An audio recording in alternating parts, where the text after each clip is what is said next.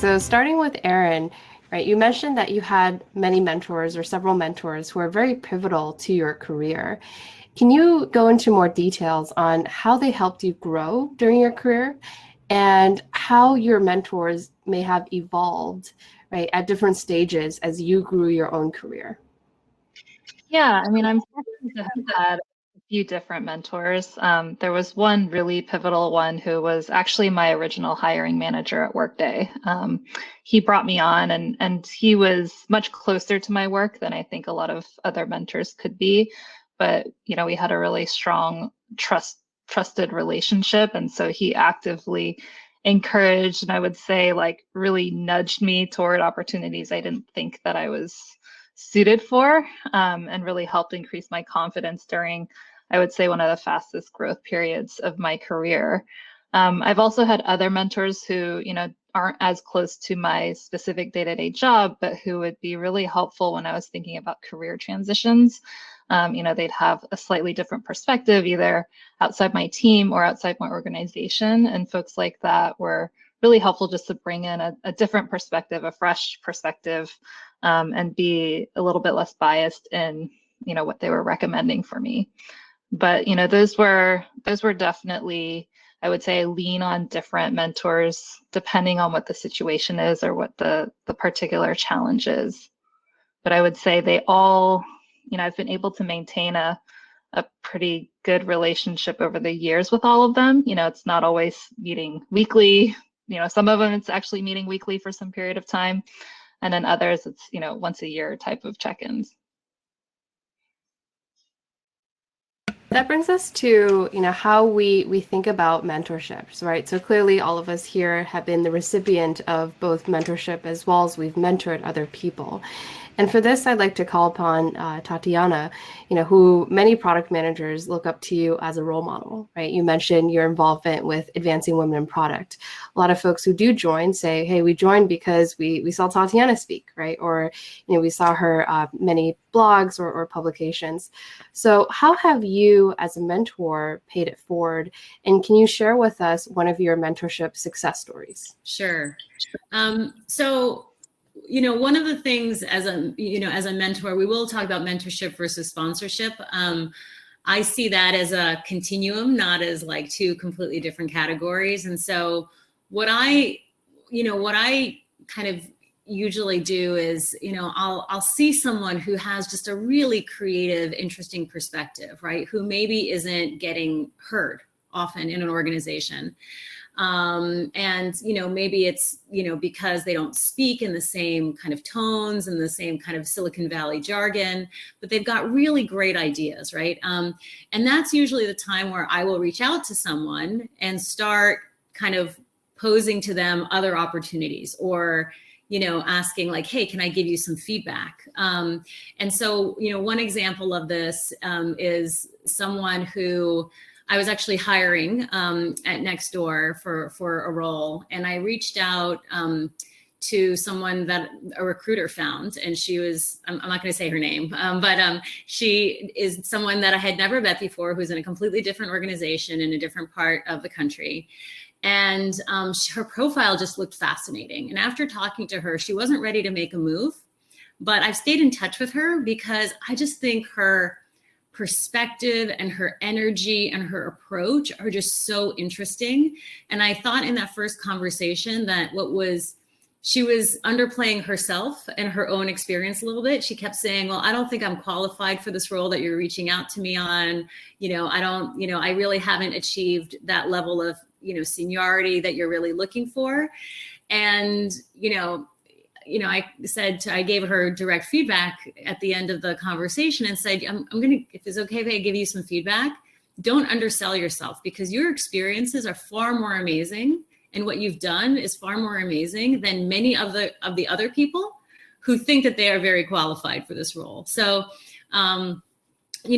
sometimes you just keep being yourself. And what I found is if you keep being yourself and keep putting yourself out there and your ideas out there, oftentimes someone will really find value in that and will say that person is not being listened to. How can I help elevate them? So, I'm always on the lookout for brilliant people who, I can help nurture and support and just give them that extra feedback, that extra push to get them to the next level. That's so amazing, Tatiana, that you're able to really impact so many people, right, who are on the cusp, to your point, of getting to that next level. Pivoting here a little bit, right, to the female founder lens, which I'm sure a lot of the folks in the Women in Cloud community are, right? Either they're starting something new or they're running something that they've started very recently. So Vanessa, as investment partner at NEA, one of the largest venture capital funds out there, right, in your industry, right, the trend has been that most investors are men, which is why it's awesome to have you here, right? And most startups who receive venture capital funding are also founded by men. Right. So what are some things that you can, or maybe advice that you can share with the female founders in the audience that can make raising capital a smoother and more efficient process? Yeah, well, I think the good news is that for the past few years, 2020 was a bit of an odd year. I think we can all agree on that. But before 2020, for the few years leading up to that, there were more female investors entering the ecosystem, joining big firms or starting their own funds, and more female founders were getting capital. But we're still not where we want to be, and the progress isn't fast enough. In 2020, it was flat to negative on terms of dollars going to female founders. So there's still. What I'll say is that I'm encouraged by a lot of the accelerators and incubators because they help teach founders not just how to set up a business plan, give you all great resources and connections, but they also mentor founders on how to play the fundraising game.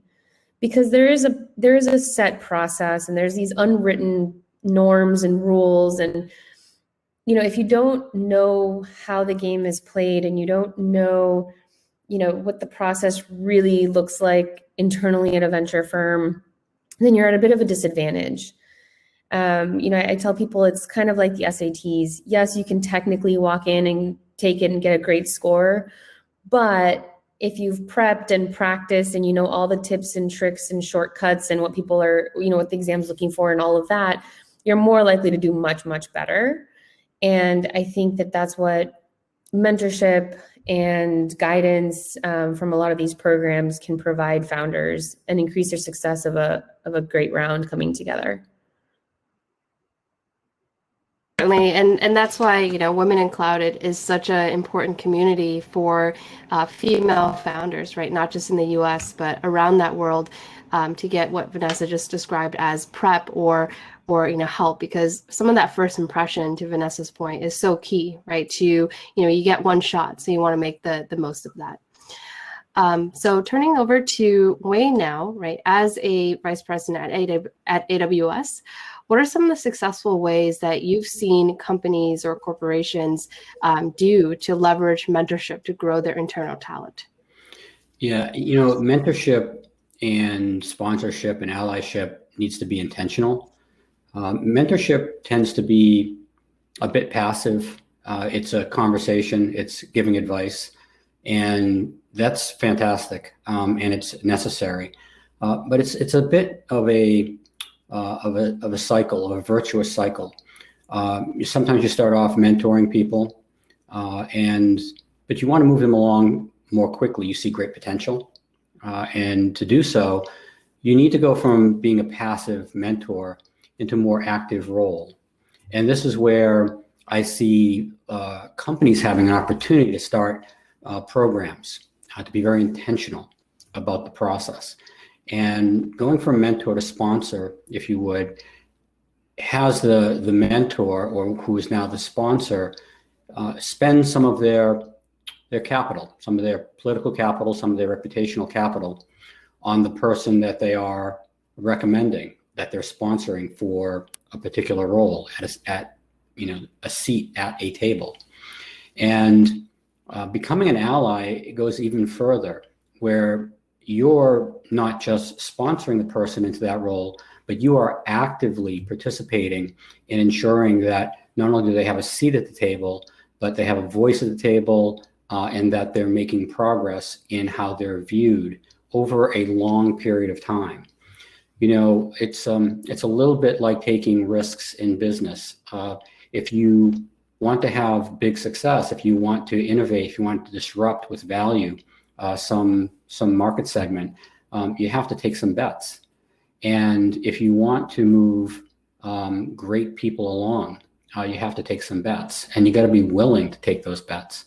So in companies, you need programs set up that enable leaders to take those bets with promising people. And you got to be willing to take a few bumps along the way, but stick with it, because in the long run, it's absolutely worth it. And the value that's delivered is incredible. Yeah, really great advice for all of us who work in a company environment where, you know, we can put these programs and these structures in place to create more formal mentoring relationships. So moving into more general panelist questions, and anyone can take this question as well, as I encourage active dialogue between the panelists, is what if a company doesn't offer a formal mentorship program? So how do you, right, recommend the audience to go about finding a mentor? Can start. So some of maybe like do's and don'ts that I think of. So one of the things that you know, I think a lot of us on this panel share is that some of our best mentors have been our former bosses. And what's really great about former bosses is they know you, they know how you work, but they're no longer in a position of authority, right? So they can be much more open, much more honest. So the first place to look for a mentor is a former boss or somebody who was in a former chain of command, who you think, you know, knows your work, and, you know, who you think could give you really good advice. So those are the first people to reach out to. Another group of people are former colleagues, right? That have maybe risen, maybe faster than you, and you're kind of wondering what they've done. And believe it or not, like, there's a lot of people who are more than happy to be really open about everything. How did they think about their career? What did they do? How much are they making? What were their last 5 offers? And then they can actually turn into a sponsor, because when they get new job offers, they can pass them on to you, right? So those are the places to look. Now, a little don't reach out and cold call somebody or LinkedIn message them if you've never met them and ask them to be your mentor. It's not helpful, and it doesn't set you up for success. Even if they were to say yes, they don't know you. They never worked with you, right? So they're not probably going to give you very good advice. So that would be kind of how I would start. Yeah, that's great advice, Tatiana. And certainly, I think, you know, if one were to cold call, certainly do some research, because just even for me, right, reaching out to someone and actually mentioning, hey, I've seen you do XYZ recently, and I find that super awesome, and I'd love to ask you a few questions.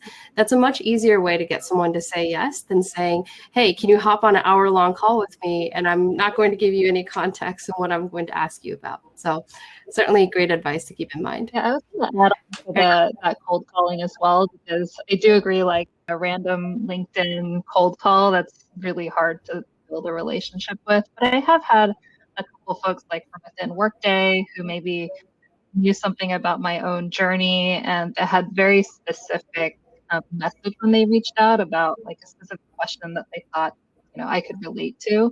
And so I think those are okay. It is still hard when it's, you know, nothing about that person, but at least you're both centered on maybe a shared experience that mentor can help you with. Yeah, and I want the plus one to Tatiana's adjacency approach. You find a peer or a colleague that you respect, that there's something about them that you admire, and this links to what you said, Nancy. There's some event or some result that you want to raise to that person's awareness and say, I really did appreciate that. I really did see a lot of value in that. I'd like to talk to you about that. Start the conversation. Once the conversation starts, you may find that they are more than just a colleague. They can, in fact, be a mentor. And so I think your idea and Tatiana's idea married together are fantastic ways of finding a mentor. Yeah, I'll chime in. I worked at big companies like Microsoft and Disney that had formal mentorship programs, and I got to meet some cool people, but those mentor-mentee relationships were never as strong as the organic ones that came about. Luckily, before Venture, I was in product management, and you come together with other disciplines, the heads of engineering, heads of design, to work on a project, and then you disband again, and then create another pod.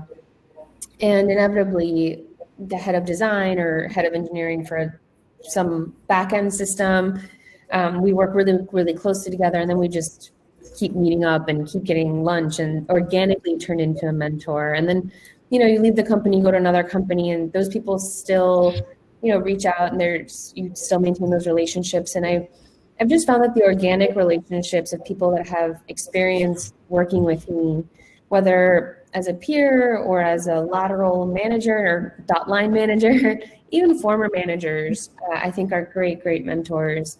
For the cold calling one, I've honestly, none of the mentors I still talk to and hang out with today came from any of those programs or cold calling.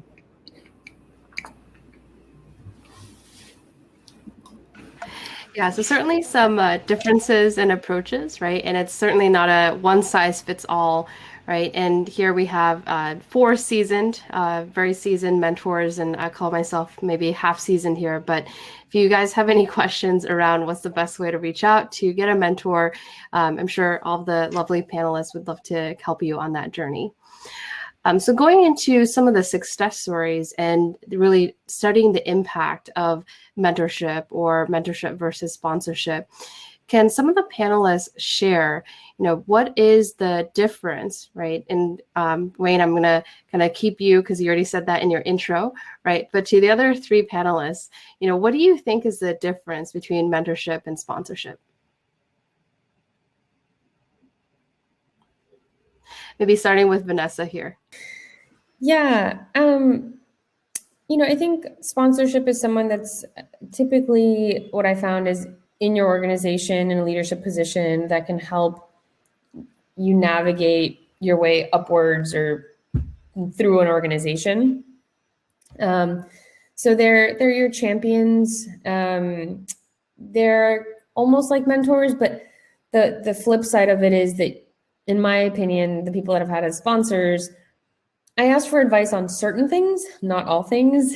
And you do want to, maintain your brand is probably the wrong word, but a certain level of perception with them. And so that's always in the back of your mind, because they're that person that's, trying to help you write your annual review or apply for a higher up position, or et cetera.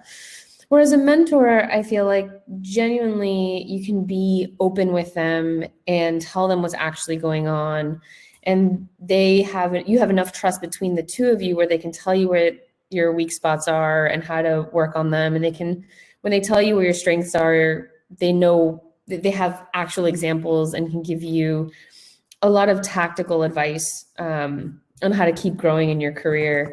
So I do think those are very different things, and you go to them for different reasons, but having a mix of both, I think, is the right approach. I'll just chime in because I don't really see that much of a difference between them, and I'll tell you why. So in my own career, there is a continuum from friend, mentor, sponsor, probably, but I don't think of those people in those terms, right? So, you talk about career moves with your friends, or your friend might pass you an opportunity, or they might, kind of spend some of their political capital to help you out. And so I think it's more about just being open to feedback and asking for feedback from your friends, from people around you, from your former bosses. And at different moments, they can be mentors, which are really just people giving you advice behind the scenes. And sometimes they will step up and see an opportunity to really help you. And in that moment, that same person who was a friend or a mentor becomes a sponsor, right? And sometimes a sponsor is, just giving you advice. So they're acting like a mentor. So I don't know. I don't really see that, like, I don't have buckets of people who are mentors versus buckets of people who are sponsors versus buckets of people who are friends. To me, it's all just a continuum. And, I'm always looking for people that I love to talk to, that I think are super smart and super interesting. And I like to mentor them, I like to sponsor them, and I like to be their friend. And whatever opportunity I can to do those things, I take them. It sounds like quantum physics. It's not quite quantum. Not quite quantum. As soon as you look at them, they turn into Yeah, something else. it's just not pattern. But you're right. It's not categorized, right? It's not as easily categorized. Yeah. I agree with you. I completely agree with you, Tatiana. I'm sorry to make a joke. I was trying to be too funny. It really does depend. I mean, I had somebody who was at one point, I'll be a little dramatic, but they were my arch nemesis, and they turned out to be, honestly, my best mentor ever. It took years. Like it wasn't immediate, but there was a relationship. It wasn't apathy. It was more on the hate side than it was the love side. But it started off with at least an emotion, a connection, and that connection eventually turned into seeing eye to eye, and then from there being tremendously honest with one another, and from there becoming both a friend and a mentor for life. And I would be lost without that person. So I completely agree with you. And that actually starts us off on kind of where we want to head in this conversation, which is, making our stories a little bit more personal, right? And able to connect with the audience who's here today to learn more about mentorship. So I'd love to start with Erin on this question is, can you tell us about a time when, your mentorship really aided in the success of someone who was your mentee? Sure. And how, I think. Yeah, I mean, I think in this situation, it was a former direct report of mine. So, when I led up our technology product team, there was a woman who I just felt would be an amazing leader of a pretty large part of our product, but she loved what she did as an individual contributor. She was already doing a lot of mentorship, actually, so people looked up to her as a people leader, but she was hesitant to take on that role. And so I spent a lot of time with her because she had the opportunity to take on a bigger role eventually. And I spent a lot of time with her just sharing my own experiences, my own fears that I had similarly, moving from IC to manager, and just sharing like how you find that right balance, and also how do you decide if that's something you really want to do or not. And so that was I think for her, she was her own biggest potential obstacle in taking on that next role. And so the way that I helped, I felt, was just sharing my own story, and I think just showing that it's okay not to know everything before you take on that next role. It's actually good to not know everything and have a healthy dose of fear. And so, she ended up taking that role and like moving up and like being as amazing a people leader that I thought she could be, and leading our whole security team at one point in time. And so, I'm also still working with her because she's, thinking about some additional bigger roles. It's super exciting just to see how she's gained confidence from those steps. And it's one of those things where you mentor someone and you see so much potential, and you're just hoping that, they'll probably hire you someday, right? Because if you see that level of potential that they could get to, and it's really exciting to see. And I would just double down on that point, which is the best relationships for me as a mentor are people that I can honestly say, I want to work for you in the future. And just kind of, there's one person who also was a direct report of mine, and she and I talk, I don't know, a couple of times a month. And I tell her all the time, my goal is to work for you someday. And I think that is the best relationship that's possible. I think that's really supportive of Tatiana, what you said earlier, in this people move through various stages of relationships, and it's a constantly moving definition. You know, Erin, you just articulated my entire strategy for my career in one sentence. So good job.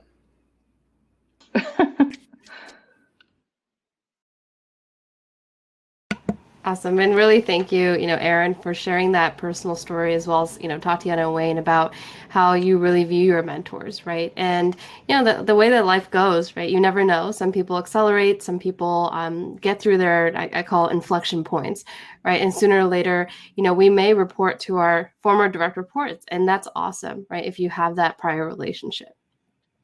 So going to the last section of my plan questions, and I see certainly a lot of questions that the audience has already posted, so I want to make sure we get to those as well, is to answer the question that I have gotten quite often, and I'm sure all of you have gotten quite often over the past year, which is, how do we find mentors during COVID, right? So there's no more in-person networking events. And I know personally, having led Advancing Women Product through this evolution of doing digital only webinars, right? There's no more let's mingle, right? Let's grab a drink afterwards and talk about what we really liked about the talk, but also use that time to get to know one another better.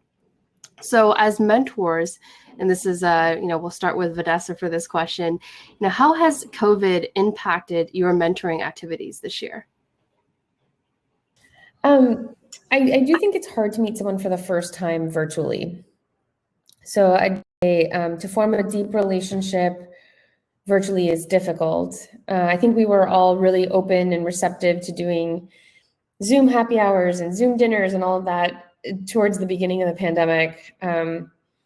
Now very limited, even my friends from home that have been friends since I was in kindergarten, someone's like, oh, let's, I'll catch up on Zoom on Sunday. And it's just like, oh, like another hour in front of Zoom, it sounds so painful. I love you guys. I'm sure I'll see you soon when we all get the vaccine. But I do think it has made just everything harder across the board. And I'm a parent of a toddler, and not having childcare also just heavily constrains how much free time I have to be able to do things outside of my work responsibilities. So COVID, yes, it has impacted it, and we see it across the board, across all the numbers.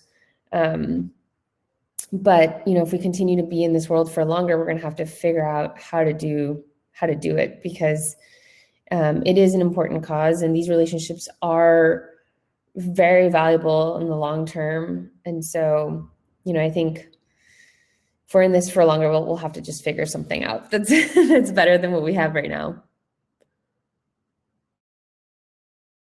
And I think on this panel, right, there's a lot of moms who are, mom is their full-time job, and they have another full-time job, which is their job, right? And we've heard so many, reports on CNBC and CBS News and everywhere, right, that COVID has taken a ton of women out of the workforce, right? Or, and you have to only imagine, right, that it has, and it will impede this next generation of rising leaders.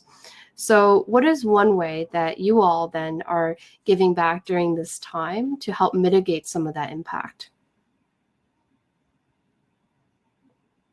Maybe start with Erin. I was just going to say it's a super hard question. I was thinking about this last night because I also have 2 toddlers at home, and I'm pregnant with a 3rd, and so it's like crazy in our house.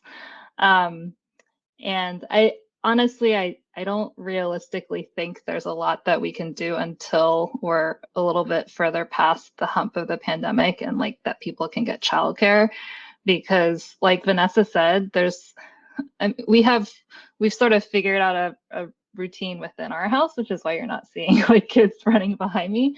But before that, it was literally like, keep the kids alive, keep my job. Like that was like the bar that I was trying to reach every day.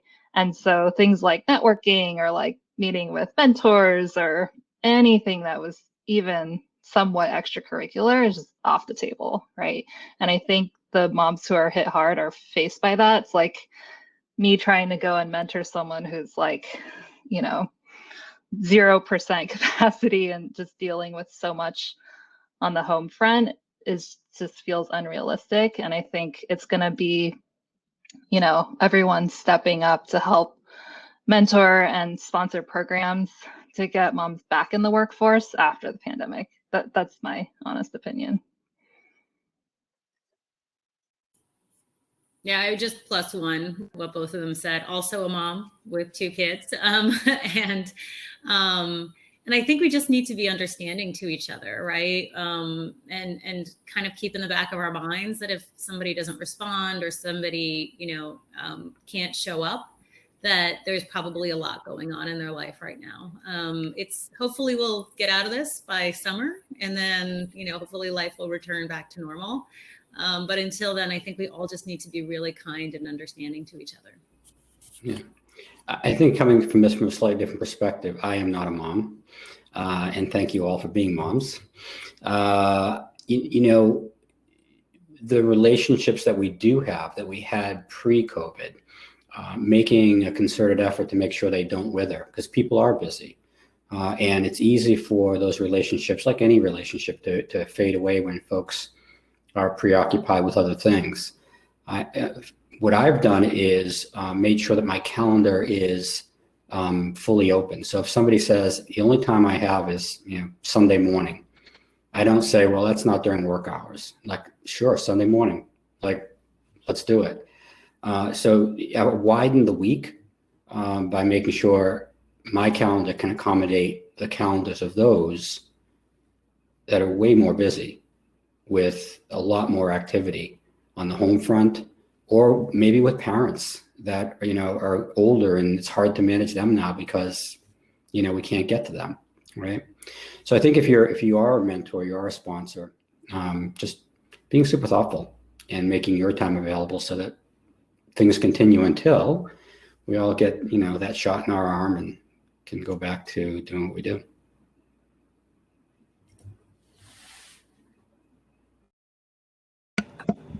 Yeah, those were certainly very, poignant thoughts, right? That I think was a great sort of wrap up to the planned questions that I had. And I'm seeing the list of, questions from the Q&A section grow by the minute here. So I'll skip over the first question that's about mentors and from this session, because we'll cover that in just a few moments here. The first question is, as a mentee, I try to take control of my learning and ask the questions and not try to burden the mentor too much. But sometimes I don't know what I don't know or need to know to ask. How does mentoring work? So it can work in lots of different ways is the short answer. But I think, again, remember, you're trying to figure out where you are from my mental model on that spectrum from friend to mentor to sponsor, right? And sometimes with sponsors, it's a little bit more kind of like, I need something and I'm going to reach out to you to ask if you can help me with something. Think about that as like when you're getting a job and you need like a reference, right? Those are the people that you reach out to, right, for a reference, and they understand and they kind of are, kind of in it with you and will be supporters of you.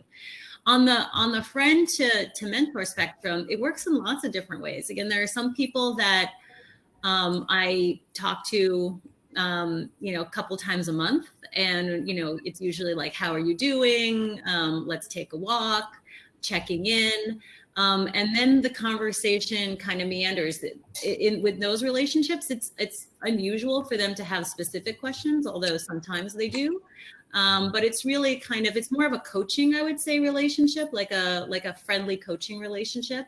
And just kind of, the more open you can be with that person to share your vulnerability and to share the kinds of things that you're thinking about and the kinds of things that you're struggling with at work, the better that relationship could be. And with some people, they literally have worked with me in the past, and they say, hey, I'm struggling with something at work. Can I ask you, can I just set up a time to talk to you and ask you some questions? And then they will come in with a specific use case or a specific thing that they're struggling with or specific questions.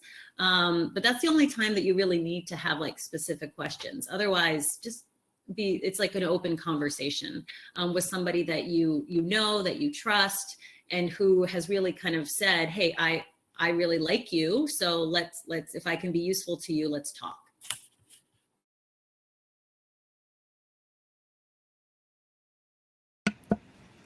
It's great input, Tatiana. Anyone else like to add anything? So the next question, oh, looks like Wayne did. Okay, Wayne, go ahead. I was going to actually direct the next question to Vanessa here, because it came in from someone in the audience who is an EIC. And so previously I've heard EIC being identified as executive individual contributor. If that's wrong, please yell at me over Q&A here. So I don't find myself having a lot of connections with whom I can organically start a mentoring relationship. How do you recommend finding mentors in such a case? Maybe I'm not familiar with what the work looks like for an EIC, but look, I don't think mentors necessarily need to be, and we touched on this earlier, people that are more senior to you or have more experience than you. I think they can be colleagues. I think I've gotten a lot out of the relationships I've had where I've mentored someone, and my mentee gives me feedback on things as well. And so what I would say is, I don't know exactly the profile you're looking for a mentor, but I would maybe increase the aperture there. And then if there really is, if you just work in a complete vacuum and you don't talk to anybody ever, then I would join some professional organizations where you can meet other people that have similar interests or in industry similar to yours, and strike up a relationship with someone at another company or in another place. And I think there's, Women in Cloud is a great place to start. And I'm sure you can find other organizations where there's like-minded folks. But, I would try to find some common ground with someone and ways in which you can both help each other and strike up a conversation in that way.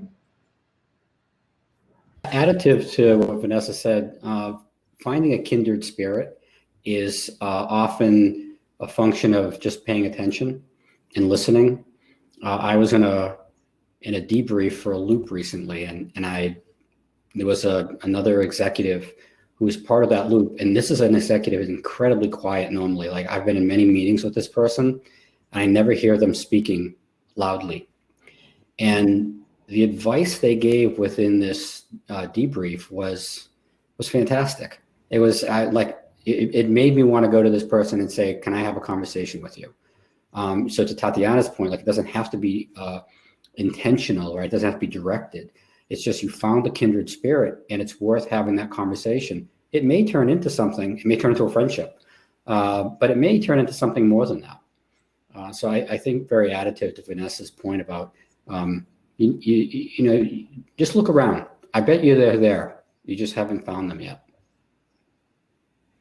And I would add one more thing on top of that. And I've given this advice to individual contributors who are also looking for a promotion, which is there are usually cross-functional projects that companies are looking for people to sort of volunteer to do somewhat on the side. And some of those projects can be great ways, especially if in your actual role you don't get a lot of exposure to other groups.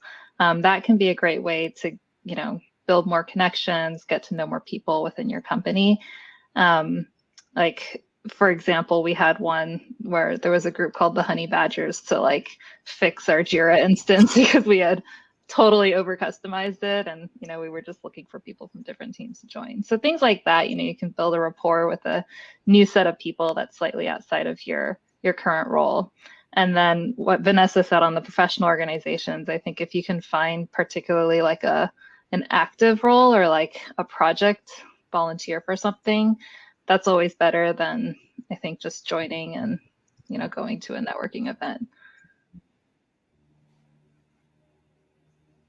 So we've heard from all the panelists on different advice or venues or areas where you can seek mentors? And certainly for whoever asked this question, I'd love to actually hear back in a month's time or 2 months' time around how that went and which avenues turned out to be most successful for you.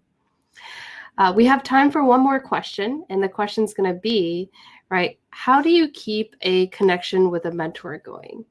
It's certainly one that I've asked myself a lot, right? Because, my personal strategy is to go deep rather than wide, because unless you have time to keep up with, 50 plus people, I don't, right? It's usually good to really build some true relationships with a select few folks. But how do you do that?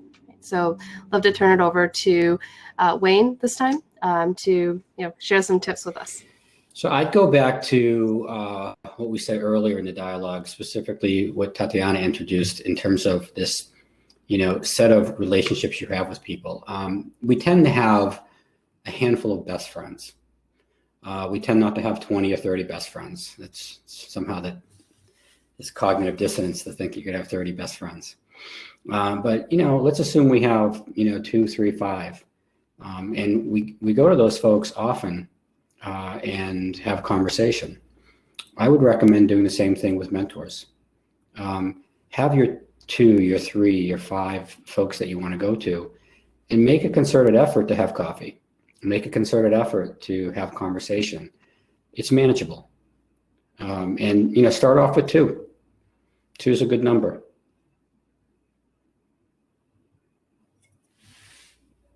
Yeah, I would agree. I mean, I think that it's like a friendship, right? Like it's the same question is like, how do you keep a friendship going? Well, you reach out to the person, you ask how they're doing, you tell them what's going on with you, you ask for advice, right? Like it's just like a friendship.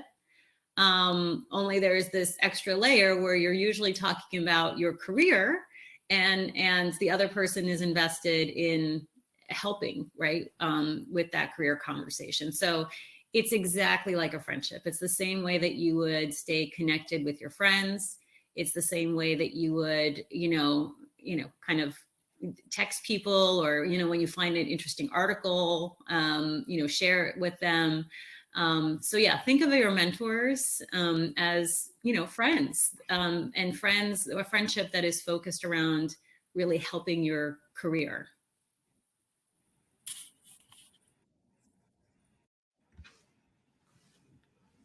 And Erin, would you like to close us off on this topic and also the panel itself? Yeah. I mean, I would just add on to that. It is like maintaining your friendships. And I also think that it's one of those where if you've invested a lot early on, it doesn't mean that you need to like text or meet for coffee like once a month. You can go through periods where maybe it's been a while, but like as soon as you re-engage, like that connection is still really strong and still there. So I do think that they each require some period of time where you're, more frequently engaging and like building up that connection. But I think once you've built it up, you don't have to feel like, oh, it's been a month, like let me text this person and make sure they still remember who I am. Got it. Thank you, Erin. And certainly for, folks here, right, a lot of what we talked about today was on organic and authentic mentorship, right? Treat it like a relationship like anything else, right? It shouldn't feel forced. It should feel natural because in the course of time, you mentoring that person or you being mentored, right, you're going to form a relationship. I mean, that's how human beings are built. So that said, I'd love to thank all the panelists for their time today. In fact, I was just checking Twitter and LinkedIn, and tons of folks have already posted and upvoted this conversation today. And also wanted to say, Vanessa unfortunately had to leave right away. So we'll just leave it at she's on the board of Robinhood.